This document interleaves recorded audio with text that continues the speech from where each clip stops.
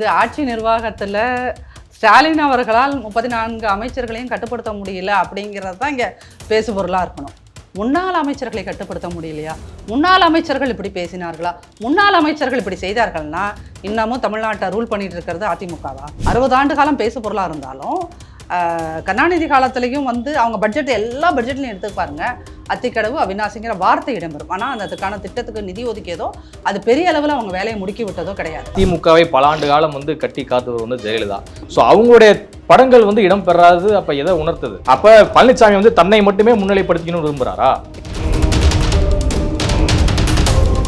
அப்போ இந்த திமுக அரசுக்கு யார் ஹெவியா முட்டு கொடுத்தாங்களோ அவங்கெல்லாம் தான் திமுக அரசு எதிர்த்து அவங்களால வாய் பேச முடியல.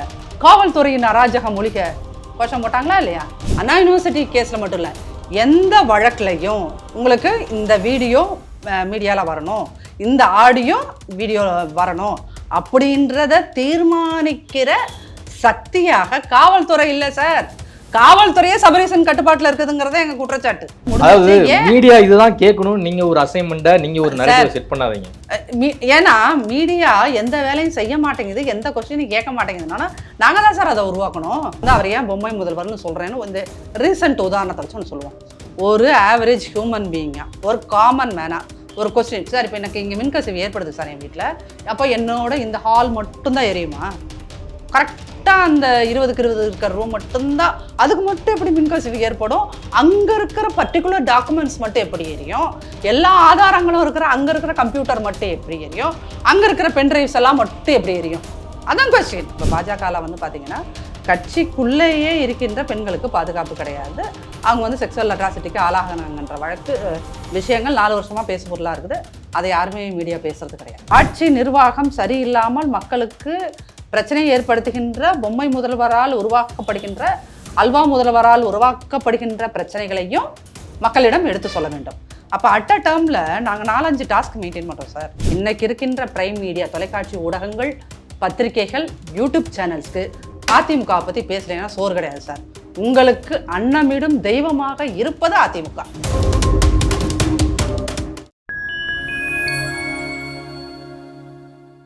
ஃபைன் டைம் வாய்ஸ் நேயர்களுக்கு வணக்கம். நான் உங்கள் சங்கீதவன். நம்ம சிறப்பு நிகழ்ச்சியில் நம்மோடு இணைந்திருக்கிறார் அதிமுகவின் தகவல் தொழில்நுட்ப அணி துணை செயலாளர் திருமதி நாச்சியால் சுகந்தி அவர்கள். வணக்கம். வணக்கம். முன்னாள் அமைச்சர் செங்கோட்டையன் அவர்கள் தற்போது ஒரு போர்க்கொடி தூக்கி இருக்கிறார் அப்படிங்கிறதுல ஒரு தகவல் இருக்கு. என்ன அப்படின்னா, அத்திக்கடவு அவிநாசி திட்டத்துக்கு அதிமுக ஆட்சியில் ஒப்புதல் எல்லாமே அளிக்கப்பட்டது, செயல்படுத்தப்பட்ட காலமும் கூட.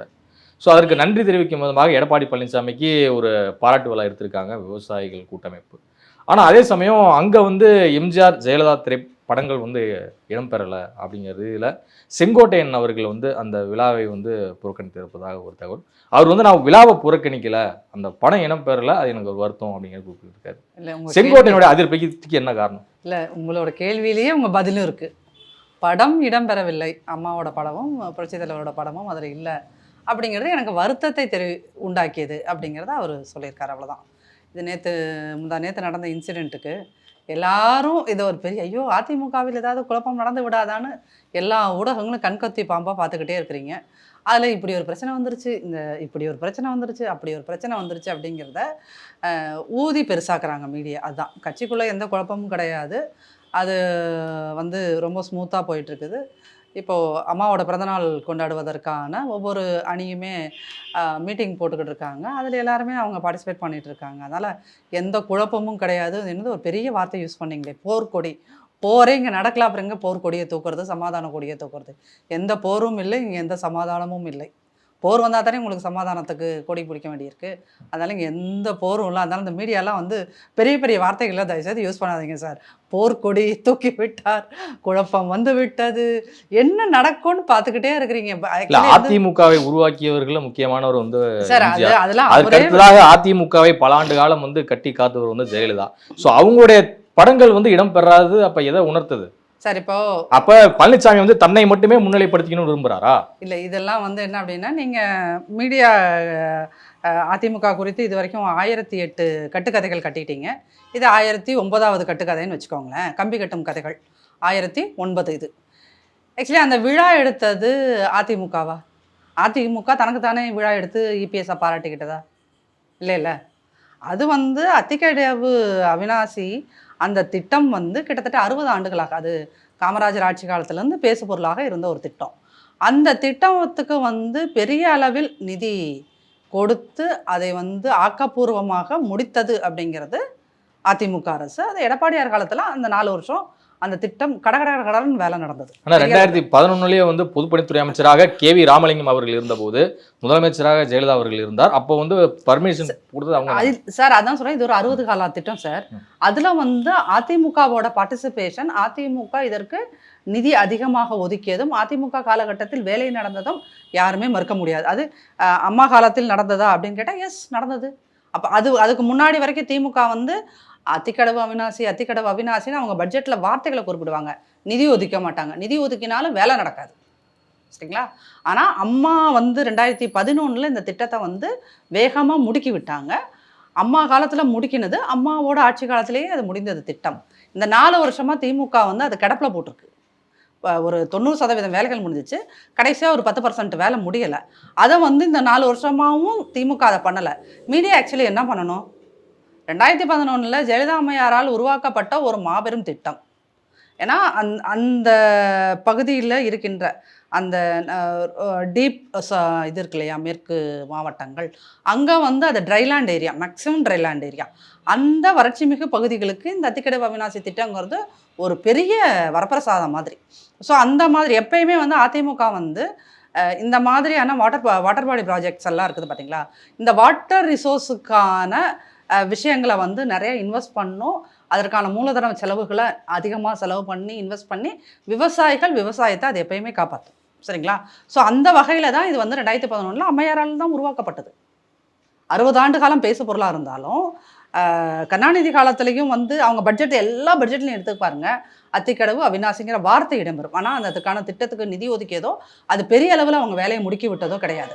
ஆனால் இது ஜெயலலிதா அம்மையார் காலத்தில் 11 வந்து பெரிய அளவுக்கான திட்டம் இருந்தது, முடிந்தது எடப்பாடியார் காலத்தில்.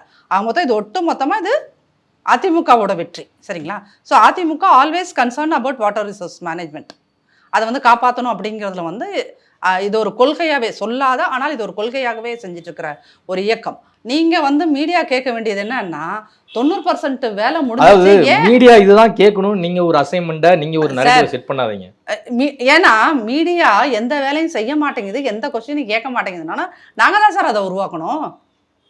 நீங்க வந்து பாருங்க, ஒரு சின்ன லேசா இத்தனை ஒரு மைக்ரோ கான்ஃப்ளிக்ட் வந்துச்சு. மைக்ரோ லெவல் கான்ஃப்ளிக்டே மீடியா என்ன சொல்றீங்க, போர்க்கொடி தூக்கினார். வரீங்களா? போர்க்கொடி தூக்கினார் எவ்வளோ பெரிய வார்த்தை. அப்போ நாங்கள் வந்து பொலிட்டீஷியன்ஸ் வந்து நீங்கள் மீடியாவை இப்படி சொல்லாதீங்க அப்படின்னா உங்களை கண்ட்ரோல் பண்ணுற சபரீசன்ட்ட பிரைம் மீடியா, நான் வந்து யூடியூப் மீடியா சொன்னல, பிரைம் மீடியா இன்னைக்கு சபரீசன் முதல்வரோட ஆதாரம் இல்லாமல் ஒரு குற்றச்சாட்டு, இது வந்து ஆதாரம் இல்லாத எஸ் கரெக்டாக நீங்களே எனக்கு பாயிண்ட் எடுத்துக்கிட்டேன். இது ஆதாரம் இல்லாத குற்றச்சாட்டு அப்படின்னு சொன்னீங்கன்னா, இப்போ வந்து இந்த அண்ணா யூனிவர்சிட்டி கேஸில் வந்து அந்த எஃப்ஐஆர்லாம் வந்து எப்படி லீக் ஆச்சுங்கிற விவகாரத்தில் பத்திரிகையாளர்களோட செல்ஃபோனெல்லாம் பிடுங்கினாங்கல்ல சார்? பிடுங்கினாங்களா இல்லையா? Yes or no? பிடுங்கினாங்க. பிடுங்கினப்போ அங்கே பத்திரிகையாளர் மன்றத்தில் அதை எதிர்த்து நீங்கள்லாம் கோஷம் போட்டிங்களா இல்லையா? காவல்துறையை எதிர்த்து கோஷம் போட்டிங்களா இல்லையா? அப்போது இந்த திமுக அரசுக்கு யார் வந்து ஹெவியாக முட்டு கொடுத்தாங்களோ அவங்கெல்லாம் தான் திமுக அரசு எதிர்த்து அவங்களால வாய் பேச முடியல. காவல்துறையின் அராஜக மொழிக கோஷம் போட்டாங்களா இல்லையா? அப்படி கோஷம் போட்ட போது ஷபீர் அகமது இருக்கார்ல, அவர் என்ன சொன்னார்? எங்களுக்கு ஒரு ஸ்ட்ராட்டஜிக் கம்பெனியிலிருந்து தான் ஃபஸ்ட்டு ஒரு வாட்ஸ்அப் வந்தது, அந்த வாட்ஸ்அப்பில் தான் இந்த கேஸோட கிரைம் நம்பர். இது எவ்வளோ ஒரு சென்சிட்டிவான இஷ்யூ. ஒரு பொண்ணோட பாலியல் வழக்கு சம்பந்தமான ஒரு விவகாரத்தில் ஆஸ் பர் லா நீங்கள் அவங்கள பற்றின எந்த டீட்டெயில்ஸும் வெளியிடக்கூடாது. அப்பேற்பட்ட ஒரு கேஸில் அவருக்கு, யாருக்கு? சபரீசன் கம்பெனிக்கு. ஷபீர் என்ன சொல்கிறாரு? ஒரு ஸ்ட்ராட்டஜி மேனேஜ்மெண்ட் கம்பெனிலேருந்து எங்களுக்கு வாட்ஸ்அப் வந்தது, அதோட முடிச்சிட்டாரு அவர். சபீர் சொல்ல மறந்ததை நான் சொல்கிறேன். இட் இஸ் பெண் நிறுவனம். அந்த பெண் நிறுவனத்தோட ஃபவுண்டர் அண்ட் அது இப்போ ரன் பண்ணிட்டு இருக்கவர் முதல்வரோட மருமகன் சபரீசன். அப்போ இங்க எந்த கேஸ்ல அதுக்கு அனுப்புனதுக்கான ஆதாரம் இருக்கா? ஏங்க உங்களுக்கு ஒருத்தர் வாக்குமூலம் கொடுத்துருக்காரு, அது ஒரு பத்திரிகையாளர், தமிழகத்தில் பெரிதும் மதிக்கப்படுகின்ற ஒரு பத்திரிகையாளர், அவர் ஓப்பனா உங்ககிட்ட தானே வாக்குமூலம் கொடுத்துருக்காரு. அது பரவச்சா இல்லையா? அப்ப அவர் கொடுத்த வாக்குமூலத்தை நீங்க நம்ப மாட்டீங்க. அப்ப இந்த கேள்வி நீங்க ஷபீட்ட போய் கேளுங்க. எங்களுக்கு வந்து நீங்க தானே சொல்றீங்க அந்த ஸ்ட்ராட்டஜி மேனேஜ்மெண்ட் கம்பெனியில. அப்ப அதுல முக்கியமான விஷயம் என்னன்னா, இந்த கேஸ்ல மட்டும் இல்ல, அண்ணா யூனிவர்சிட்டி கேஸ்ல மட்டும் இல்ல, எந்த வழக்குலையும் உங்களுக்கு இந்த வீடியோ மீடியாவில் வரணும், இந்த ஆடியோ வீடியோ வரணும் அப்படின்றத தீர்மானிக்கிற சக்தியாக காவல்துறை இல்லை சார். காவல்துறையே சபரீசன் கட்டுப்பாட்டில் இருக்குதுங்கிறத எங்கள் குற்றச்சாட்டு. சபரீசன் தான் எல்லாத்தையும் பண்றாரு. மீடியால இது அரசாங்க பொறுப்புல இல்ல, ஒரு மக்கள் பிரதிநிதியா இல்ல, அவர் ஒரு தனிப்பட்ட நபர் வந்து எப்படி அவர்தான் கிச்சன் கேபினெட், அவர்தான் கிச்சன் கேபினெட். நீங்க கேட்டு பாதிமுக கிச்சன் கேபினெட்டே இல்லையா? No, never. அந்த மாதிரி ஒரு கல்ச்சரே கிடையாது. நீங்கெல்லாம் வந்து இல்லாத ஒரு விஷயத்த ஒரு காலகட்டத்தில் பத்திரிகைகள் ஊதி ஊதி பெருக்கின. இன்னைக்கு வந்து எல்லாமே இவர் வந்து ஏன் அதிமுக தொடர்ந்து வந்து ஸ்டாலின் அவர்களை பொம்மை முதல்வருங்குது? நீதிமன்றத்துல இந்த திமுக அரசு இந்த மாதிரி வார்த்தைகள்லாம் வந்து தவிர்க்கணும். முதல்ல எதுக்கு தவிர்க்கணும்? ஒரு முதல்வர் விமர்சிக்கிறன்னு ஒரு விஷயம் இருக்கு, இது இந்த மாதிரி வேர்ட்ஸ் எல்லாம் வந்து தவிர்க்கணும். ஒரு ஜர்னலிஸ்ட் why should we? ஏன் நாங்க தவிர்க்கணும்? அதுக்கு நீங்க ஏதாவது வேலிட் ரீசன் சொல்லுங்க, நான் ஒத்துக்கிறேன். நாங்க தவிர்க்கணும்ன்றத சொல்றீங்க கண்டிஷன், அது நாங்க ஏன் தவிர்க்கணும்? அதுக்கு ஏதாவது ஒரு வேலிட் ரீசன் சொல்லுங்க, நான் ஒத்துக்கிறேன். இல்ல 8 கோடி மக்களால் தேர்ந்தெடுக்கப்பட்ட ஒரு மக்கள் பிரதிநிதி ஒரு முதலமைச்சரா உட்கார்ந்துருக்காரு. சோ அவரை வந்து இந்த மாதிரியான வேர்ட்ஸ் பயன்படுத்துறது தவறு. இந்த மாதிரி ஒரு வேர்டு சரி, நான் வந்து அவர் ஏன் பொம்மை முதல்வர்னு சொல்றேன்னு இந்த ரீசன்ட் உதாரணத்தை வச்சு ஒன்று சொல்லுவோம். கல்பனா நாயக்னு ஒரு அம்மாவோட ஐபிஎஸ் ஆஃபீஸர், அவங்க ஒரு சீனியர் ஐபிஎஸ் ஆஃபீஸர். அந்த அம்மாவோட ஆஃபீஸை எதுக்கு கொளுத்துனாங்க? அது மின்கசிவுன்னு சொல்லிட்டு ரிப்போர்ட்டே சொல்லியிருக்காங்க. எப்படி சார்? டிஜிபி சங்கர் ஜிவால் வந்து விளக்கமே கொடுத்திருக்காரு, மின்கசிவு தான் ஏற்பட்டதுக்கான காரணம் அப்படின்னு இருக்காரு. சங்கர் ஜிவால் வந்து ஹரிச்சந்திரன் வீட்டு குழந்தைன்னு நாங்கள் நம்பிடணுமா? இல்லை, இதில் நீங்கள் வந்து ஒரு நார்மல் ஹியூமன் பீயிங்க்கு நீங்கள் வந்து ஜேர்னலிஸ்டாக இருக்க வேண்டாம், பெரிய சயின்டிஸ்டாக இருக்க வேண்டாம், ஒரு ஆவரேஜ் ஹியூமன் பீயிங்கா, ஒரு காமன் மேனா ஒரு கொஸ்டின், சார் இப்போ எனக்கு இங்கே மின்கசிவு ஏற்படுது சார் என் வீட்டில், அப்போ என்னோட இந்த ஹால் மட்டும்தான் எரியுமா? கரெக்டாக அந்த 20க்கு 20 இருக்கிற ரூம் மட்டும்தான், அதுக்கு மட்டும் எப்படி மின்கசிவு ஏற்படும்? அங்கே இருக்கிற பர்டிகுலர் டாக்குமெண்ட்ஸ் மட்டும் எப்படி எரியும்? எல்லா ஆதாரங்களும் இருக்கிற அங்கே இருக்கிற கம்ப்யூட்டர் மட்டும் எப்படி எரியும்? அங்கே இருக்கிற பென்ட்ரைவ்ஸ் எல்லாம் மட்டும் எப்படி எரியும்? அதான் கொஸ்டின்.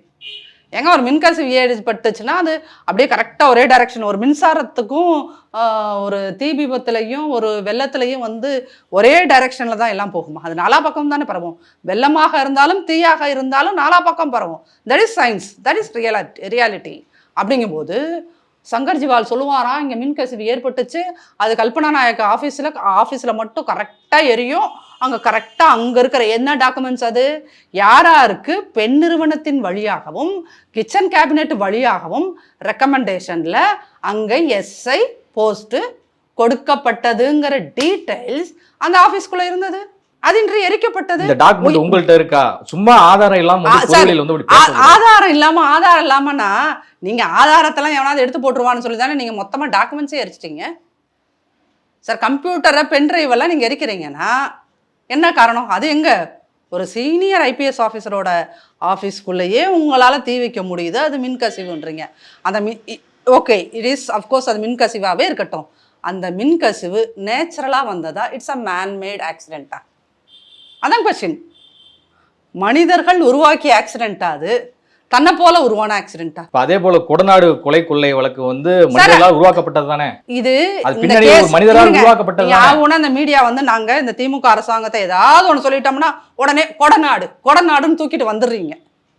நாங்க கொடநாடு இது எங்க பொதுச் செயலாளர் பல முறை சட்டமன்றத்திலே சொல்லியிருக்காரு, கேஸ் நடத்துங்க. ஏன் திமுக அரசாங்கம் நடத்த மாட்டேங்குது? நீங்க ஆகும்னா இன்னைக்கு திமுகவுக்கும் பாஜகவுக்கும் நல்ல அண்டர்ஸ்டாண்டிங் இருக்கா இல்லையா? எதுக்கு எடுத்தாலும் ஓடுறீங்கல்ல. இங்கே இருக்கிற மினிஸ்டர்ஸ் எல்லாம் 11 மினிஸ்டர்ஸ் மேலே உயர்நீதிமன்றத்தில் சொத்து அதிகமாக சேர்த்த வழக்கு நடந்துகிட்டு இருக்கு இல்லையா? 11 மினிஸ்டர், தங்கம் தென்னரசுலேருந்து அனிதா ராதாகிருஷ்ணன்லேருந்து ஒரு 11 பேருக்கு மேலே நடந்துட்டு இருக்கு. இந்த 11 பேரும் நீங்கள் என்ன பண்ணுறீங்க?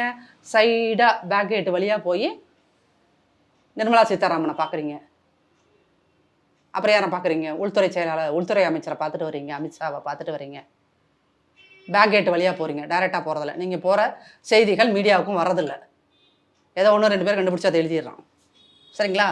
அப்போது நீங்கள் நல்லா அண்டர்ஸ்டாண்டிங் தானே இருக்கீங்க. கேஸை நடத்துங்க சார். கேஸ் நாங்க சரி, எங்கேயாவது இப்ப எங்க முன்னாள் இருங்க? அமைச்சர் கோகுல இந்திரா அவர்களும் வந்து என்ன சொல்லியிருக்காங்க அப்படின்னா, கட்சியினர் எனக்கு வந்து மரியாதை கொடுக்கறது இல்ல, ஒரு முன்னாள் அமைச்சர்களுக்கும் சரி இங்க லோக்கல்ல இருக்கிற எந்த நிர்வாகமே மரியாதை கொடுக்கறது இல்ல, என்னுடைய படங்கள்லாம் வந்து பேனர் போஸ்டர்ல எதுவுமே வந்து போடுறது இல்ல அப்படிங்கிறது பரபரப்பு குற்றச்சாட்டை வந்து முன் வச்சிருக்காங்க. சோ சரி, இதுக்கு உங்களுடைய பதில் என்ன? ரெண்டாவது, இன்னைக்கு செல்லூர் ராஜு ஒரு குற்றச்சாட்டை முன் என்ன வச்சிருக்காரு, சொல்றாரு? தென் மாவட்டங்கள்ல பூத் கமிட்டி கூட அதிமுக ஆள் இல்லாத ஒரு சுச்சுவேஷன் நிலவுது அப்படிங்கிறது சொல்லியிருக்காரு. அதாவது இல்ல அவர் இது எக்ஸாக்டா இந்த வார்த்தையை பயன்படுத்தினாராங்கிறத நான் இன்னும் செய்திகளை பார்க்கல. ஆனா நீங்க வந்து சொல்றீங்கல்ல இப்போ வந்து பேனர்ல படம் இல்லை அப்படிங்கிறது, இது எல்லாமே ஒன்லி அதிமுகவில் இருக்கிற இஷ்யூ மட்டும் கிடையாது சார். இது எல்லா கட்சியிலையுமே இருக்கின்ற பிரச்சனை. பட் நான் என்ன சொல்றேன்னா, மற்ற கட்சிகள் எல்லாம் இது பேசு பொருளாவே மாறுறது கிடையாது. இப்போ எங்க கட்சிக்குள்ள வந்து பேனர்ல பேர் இல்லை புகைப்படம் இல்லை அப்படிங்கிற இஷ்யூ இது உடனே நேற்று ஃபுல்லாக மீடியாவில் வந்து உருட்டப்படுது இல்லையா? ஆனால் இதை விட பெரிய இஷ்யூலாம் நடக்குது. இப்போ பாஜகவில் வந்து பார்த்தீங்கன்னா கட்சிக்குள்ளேயே இருக்கின்ற பெண்களுக்கு பாதுகாப்பு கிடையாது, அவங்க வந்து செக்ஸுவல் அட்ராசிட்டிக்கு ஆளாகினாங்கன்ற வழக்கு விஷயங்கள் 4 வருஷமாக பேசு பொருளாக இருக்குது. அதை யாருமே மீடியா பேசுறது கிடையாது. சரிங்களா? இது இந்த பேனர் போடலை, எனக்கு வந்து புரோட்டோகால் படி எங்களை உட்கார வைக்கிறது இல்லை, அமைச்சர்களையே இன்றைக்கி இருக்கிற அமைச்சர்களையே புரோட்டோகால் படி உட்கார வைக்கிறது இல்லை. ஒரு மீட்டிங்கில் வந்து இவர் வராரு, யார், முன்னாள் மத்திய அமைச்சராக இருந்தவர், கட்சியோட துணை பொதுச் செயலாளராக இருக்கின்ற ஆராசா வராரு. ஆராசாவை எழுப்பி விட்டுட்டு அந்த இடத்துல அப்பா அவர் உதயநிதி வந்து துணை அமைச்சர் கிடையாது, வேறு அமைச்சர் தான், விளையாட்டுத்துறை அமைச்சர். விளையாட்டாக போயிட்டு இருந்தவரை தூக்கிட்டு வந்து அங்கே உட்கார வைக்கிறாங்க. இப்போ ஆக்சுவலி அதை தான் நம்ம பேசியிருக்கணும். புரோட்டோகால் படி அவர் அங்கே தான் உட்காரணும். கட்சியோட அவங்களோட புரோட்டோகால் படியும் ஆட்சியோட புரோட்டோகால் படியும் அவர் அங்கே தான் உட்கார வைக்கப்படணும். ஆனால் அவங்க எழுப்பி அந்த இடத்துல அங்கே இம்பார்ட்டன்ஸ் கொடுக்குறாங்க. அப்படிங்கும்போது அது ராசா வெக்கங்கட்டதனமாக அதை டாலரேட் பண்ணிட்டு போனாலும் அது அவரோட சொந்த விஷயம். பட் நான் மீடியா கிட்ட கேட்குற கொஸ்டின் என்ன சார், இந்த மாதிரி முக்கியமான விஷயத்தெல்லாம் விட்டுறீங்க, திருப்பி அதிமுகவில் எங்கேயாவது இத்தனோன்னு ஒரு பிரச்சனை வந்துருச்சுன்னா சின்ன பிரச்சனையாக இருக்கும். அது ஒரு முன்னாள் அமைச்சர், அவங்க வந்து ஜெயலலிதா அமைச்சர்கள் 2 முறை இருந்திருக்காங்க, பல காலகட்டம் வந்து சீனியர் நிர்வாகியா வந்து இருந்திருக்காங்க. அவங்க இது மாதிரியான ஒரு மனக்குமுறலை வெளிப்படுத்துறாங்க அப்படின்னா அப்போ மக்கள் இடத்துல கொண்டு போய் சேர்க்கணும், தொண்டல் இடத்துல போய் தன்னுடைய கருத்தை சேர்க்கணும் தானே சொல்றாங்க. அதையும் பொது வெளியில் வந்து சொல்றாங்க. சரி, அப்படி குற்றச்சாட்டு அவங்க சொன்னாங்க. நேற்று அதே எங்கள் தலைமை கழக ஆஃபீஸில் வந்து எல்லாத்துக்கும் வந்து இனிப்பு வழங்கும் போது வாங்கி சாப்பிட்டு சந்தோஷமாக தான் போனாங்க. சரிங்களா? அப்போது நீங்கள் வந்து இந்த பக்கம் குற்றச்சாட்டை சொல்கிறீங்களே, அவங்க குற்றச்சாட்டு சொன்னாங்கன்னு குற்றச்சாட்டுக்கு பிறகு அவங்க சமாதானமாகி போனதையும் சேர்த்து சொல்லுங்கள் சார். நியூஸோட வேலை என்ன, ஒரு செய்தி நிறுவனத்தின் வேலை என்ன, இது action, what is the reaction, அதையும் சேர்த்து சொல்லுங்கள். You guys are always talking about the ஆக்ஷனை மட்டும்தான் பேசிட்டே இருக்கோங்க இல்லையா? இமீடியட்டா அங்க சமாதானம் ஆகி போனாங்க, சொல்ல மாட்டேன். முன்னாள் அமைச்சர்களையும் சீனியர்களையும் வந்து எடப்பாடி பழனிசாமியால் கட்டுப்படுத்த முடியவில்லையா? அதனுடைய கேள்வி. அதாவது இங்க இருக்கு, இப்ப வந்து ஆட்சி நிர்வாகத்துல ஸ்டாலின் அவர்களால் 34 அமைச்சர்களையும் கட்டுப்படுத்த முடியல அப்படிங்கிறது தான் இங்க பேசு பொருளா இருக்கணும். முன்னாள் அமைச்சர்களை கட்டுப்படுத்த முடியலையா? முன்னாள் அமைச்சர்கள் இப்படி பேசினார்களா? முன்னாள் அமைச்சர்கள் இப்படி செய்தார்கள்னா இன்னமும் தமிழ்நாட்டை ரூல் பண்ணிட்டு இருக்கிறது அதிமுகவா? நாங்கள் 4 வருஷம் ஆட்சியில் இல்லை சார், 10 வருஷம் இருந்தோம், இந்த 4 வருஷம் இல்லை, திருப்பி வருவோம். அப்போ என்னன்னா உங்கள் எல்லாத்துக்கும் மீடியாவுக்கும் சோறு போடுகின்ற ஒரு இயக்கமாக அதிமுக தான் இருக்குது. எங்களை பற்றி பேசினா தான் உங்கள் எல்லாத்துக்குமே சோறு. பிரைம் மீடியாவுக்கும் சரி, மற்ற எல்லாத்துக்கும் சரி.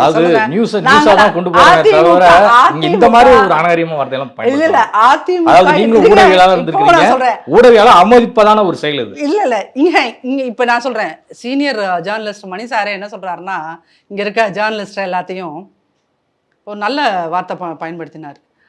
அறிவாலய கொத்தடிமைக்கு கூட கிடையாது, அறிவாலய வெறி நாய்கள் மாதிரி ஏதோ ஒரு வார்த்தை பயன்படுத்தினார், வேட்டை நாய்கள்னார். ஒரு சீனியர் ஜேர்னலிஸ்ட், என்னால் அவ்வளோ கடுமையாக, அவர் சீனியர், இங்கே இருக்கிற அரசியலில் நடக்கிற எல்லா உள்ளடி வேலைகளையும் பார்த்தவர், ஒரு 40 ஆண்டு காலத்துக்கு மேலான எக்ஸ்பீரியன்ஸ் இருக்கின்ற ஒரு மனிதர், அவர் கருணாநிதி காலத்தில் இந்த வார்த்தைகளை பயன்படுத்தலை. அப்போது மணி மாதிரியான சீனியர் ஜேர்னலிஸ்ட் என்ன சொல்கிறாங்க, வேட்டை நாய்கள்ன்றாரு. நான் அப்படி சொல்லலை, வேட்டை, ஏன்னா என்னோட எக்ஸ்பீரியன்ஸ் வெறும் 20 இயர்ஸ் தான், அதனால் நான் அவ்வளோ பெரிய வார்த்தை என்னால் பயன்படுத்த முடியல. நான் பத்திரிகையாளராகவும் இன்னமும் கொஞ்சம் அந்த உணர்வு இருக்கனால வேட்டை நாய்ங்கிற மாதிரி மணிசார் மாதிரி என்னால் போல்டாக சொல்ல முடியலை. அட் த சேம் டைம் ஒரு உண்மையை சொல்லணும், இன்னைக்கு இருக்கின்ற பிரைம் மீடியா, தொலைக்காட்சி ஊடகங்கள், பத்திரிகைகள், யூடியூப் சேனல்ஸ்க்கு அதிமுக பற்றி பேசலைன்னா சோறு கிடையாது சார். உங்களுக்கு அன்னமிடும் தெய்வமாக இருப்பது அதிமுக, அதை ஒத்துக்கோங்க. எங்களை பற்றி பேசலைன்னா, எங்கள் கட்சியில் இது கோகுல இந்திரா அம்மா நேற்று இப்படி சொன்னாங்க, உடனே அது பேசு பொருள். செல்லூர் ராஜு சார் இப்படி சொன்னார், அது உடனே அது பெருசாக ஊதி. ஒரு கட்சியில் ஜனநாயகம் இருக்கின்ற போது, ஒரு கட்சிக்குள்ளே ஒரு வீட்டுக்குள்ளே ஜனநாயகம் இருக்கும்போது தான் ஒரு அப்பாவை பற்றி பையன் 1008 குற்றச்சாட்டு சொல்லுவான் சார். ஏன் அதை சொல்கிறான்? உங்கள் பையனோ பொண்ணோ உங்கள் மேலே ஏன் சார் குற்றச்சாட்டு சொல்கிறாங்க? அப்பா நீங்கள் என்ன கன்சிடர் பண்ணல, நீங்கள் என்ன பொதுவெளியில் வந்து எங்க கட்சிக்குள்ள ஒரு களம் இருக்குன்னு வெளியே வந்து சொன்னா அதை ஒளிபரப்ப தான் செய்யும் ஊடகங்கள். அதை வந்து எழுதலாம் செய்யும் பத்திரிகைகள். ரைட்டுங்களா? அதை வந்து நீங்க சோறு போடுறது இதெல்லாம் வந்து ஒரு கேவலமான ஒரு வார்த்தை. இது அவங்களுக்கு அவங்க நிறுவனம் வந்து சம்பளம் கொடுக்குது, இந்த மாதிரியான வார்த்தைகள்லாம் பயன்படுத்தாதீங்க. சரி சார், நீங்க திரும்ப நான் சொல்றேன், நீங்க என்ன இன்ஸ்டிகேட் பண்ணி விடுறீங்க, தூண்டி விடுறீங்க. நான் கூட நான் இதை திரும்ப சொல்றேன். என்ன அப்படின்னா, இன்னைக்கு பிரைம் மீடியால இருக்கிற பலருக்கு அவங்கவுங்க சார்ந்த கம்பெனிலையும் சம்பளம் வாங்கிக்கிறாங்க, சபரீசன் கம்பெனிலையும் பேரோல்ல அவங்க பேர் இருக்கு சார். உடனே நீங்கள் ஆதாரம்னு என்கிட்ட கேட்காதீங்க. அதுக்கு ஒரே ஆதாரம் மிஸ்டர் சபீர் அகமது சொன்ன, எங்களுக்கு அந்த ஸ்ட்ராட்டஜி கம்பெனியில் இருந்து வந்த அந்த வாட்ஸ்அப்பில் தான் எங்களுக்கு கிரைம் நம்பர், அண்ணா யூனிவர்சிட்டி கிரைம் நம்பர் எங்களுக்கு கிடைச்சதுன்னு சொன்ன ஒன்று தான் மிகப்பெரிய ஆதாரம். அப்படிங்கும்போது நான் திரும்பவும் சொல்கிறேன், இங்கே இருக்கின்ற சிறிய மீடியாக்கள் பெரிய மீடியாவுக்கு எல்லாத்துக்கும் அதிமுக பற்றி பேசினா மட்டும்தான் சோறு, நாங்கள் தான் உங்களுக்கு அன்னமிடும் கைகள். நீங்கள் திருப்பி கேட்டிங்கன்னா திருப்பி சொல்வேன், அதிமுக தான் மீடியாவுக்கு அன்னமிடும் கை. டைட்டிலே இப்படி வச்சிருக்கேன் சார். சார் இங்கே இருக்கிற யாருமே இன்னைக்கு சீனியர் ஜேர்னலிஸ்டாகவே பிஹேவ் பண்ணுறதில்ல. ஒரு ஜேர்னலிஸ்டோட வேலை என்ன சார்? ஒரு ஜேர்னலிஸ்டோட வேலை என்ன? ஒரு செய்தி, ஒரு இன்சிடென்ட் நடக்குது, போறோம், பார்க்குறோம், செய்தியை கலெக்ட் பண்ணிட்டு வரோம், அதை சொல்றோம், மக்களுக்கு சொல்றோம். ஆதரவு எதிர்ப்பு ரெண்டுமே போடுறோமா இல்லையா? அதான் ஆதரவு எதிர்ப்பு ரெண்டுமே போடுறோமா இல்லையா? நீங்க ஆதரவும் போடுங்க, எதிர்ப்பும் போடுங்க. நான் ஒரு இன்சிடென்ட் சொல்றேன். இது 20 அதிமுக ஆட்சி காலத்துல நீங்க வந்து அப்படியே ஊடகவியலாளர்கள் அதே மாதிரி நாங்க வந்து என்னதெல்லாம் பேச்சு. அதிமுக ஆட்சி காலத்தில் நாங்கள் வந்து ஒரு தனியாக ஒரு ஸ்ட்ராட்டஜி கம்பெனி பெண்ணுங்கிற மாதிரி ஆண்னு ஒரு நிறுவனம் நடத்தினோம். அங்கே வந்து பத்திரிகையாளர்கள்லாம் இப்படி சம்பளம் வாங்கிட்டு இருந்தாங்க. பத்திரிகையாளர்களுக்கெல்லாம் நாங்கள் இன்ஃபர்மேஷன் கொடுத்து, இந்த செய்தியை போடு, இந்த செய்தியை போடாத, இந்த செய்தியை வடிகட்டு, இந்த செய்தியை பிளர் பண்ணணும்னு நாங்கள் ஏதாவது சொல்லியிருக்கோமா? ஊடக விவாத நிகழ்ச்சியில் இவன் தான் வரணும், அவனை கூப்பிடாத, அந்த கட்சிக்காரனை கூப்பிடாத, அதிமுகலேருந்து அவங்கள கூப்பிடாத, பிஜேபியிலேருந்து அவனை கூப்பிடாதன்னு சொல்லி ஏதாவது கண்ட்ரோல் வந்துட்டு இருக்கா? பண்ணியிருக்கோமா? அதுக்கு ஏதாவது ஆதாரம் இருக்கா? அப்படியெல்லாம் இன்டீசென்ட்டான வேலை செய்யாது. எவனுக்கு வந்து பேஸ்மெண்ட் ரொம்ப வீக்காக இருக்கோ அவங்க தான் இந்த மாதிரியான இன்டீசென்ட்டான ஆக்டிவிட்டீஸை செய்வாங்க. அதிமுக பல முறை தனியாக நின்று ஜெயித்த கட்சி. திமுக தன் வாழ்நாளில் இதுவரையும் தனியாக நின்றதில்லை. இனி அந்த கட்சி ஒரு 10 வருஷம் உயிரோடு இருக்குதுன்னா அந்த 10 வருஷமும் அது அப்படி நிற்க போகிறது கிடையாது. அதுதான் ட்ரூத்து. அப்போது நீங்கள் வந்து என்னன்னா, எதுக்கெடுத்தாலும் வந்து உங்களுக்கு ஆதாரம் இருக்கிறதா? நீங்கள் ஒரு சீனியர் ஜேர்னலிஸ்ட் இப்படி பேசலாமா? உண்மையை யார் வேணாலும் பேசலாம். அதான் நான் சொல்லிட்டேன், என்னால் வந்து மணிசார் மாதிரி வேட்டை நாயின்ற மாதிரி அவ்வளோ பெரிய வார்த்தையெல்லாம் சொல்கிறதுக்கான தைரியம் கிடையாது. அவ்வளோதான். அதனால் நான் டீசெண்டாக நீங்கள் வந்து பெண் நிறுவனத்தோட பேரோலில் இருக்கின்ற ஊடகவாதிகள் அப்படின்னு நான் சொல்கிறேன். அவ்வளோதான். இது ரொம்ப சாஃப்டாக தானே சொல்கிறேன். இதுவரை உங்கள் பல்வேறு கருத்து நோட் பண்ண மிக்க நன்றி.